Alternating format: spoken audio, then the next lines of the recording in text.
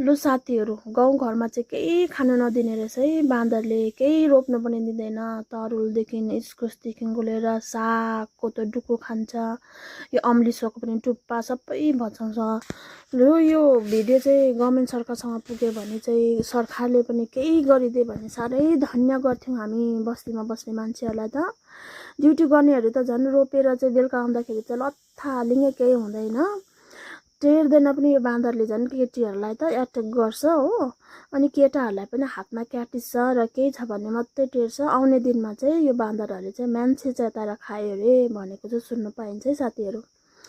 एक्लै हिँड्नु भएन, नानीहरू एक्लै हिँड्नु भएन। र सरकारले चाहिँ यो बाँदरको हुल चाहिँ थरी थरीको छ, अनुहार सेतो भएको छ, रातो ढेँडो छ, यसरी टेर्दैन।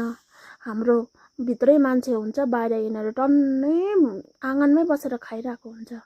अन्त यसलाई चाहिँ कसो गर्नुपर्ने हो साथीहरू? अदुवा र लसुन बाहेक मात्रै यिनीहरूले के गर्न, त्यो पनि खान्छ एक दुई दिनदेखि। कुकुरलाई त झन् यिनीहरूले त पुरा, कुकुरलाई पनि टेर्दैन। मान्छेलाई त झन् हामी केटीहरूलाई देख्यो भने झन् एट्याक गर्छ हो, एक्लै हिँड्नु भएको छैन।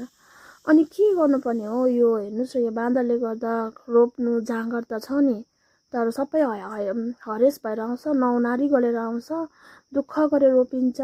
बाँदरले केही राख्दैन, हुल नै लिएर आउँछ नि त यिनीहरूले। के गर्नुपर्ने हो साथी हो? कसो गर्नुपर्ने हो बाँदरको लागि? सुझाउ सल्लाह दिनुहोस् है साथीहरू।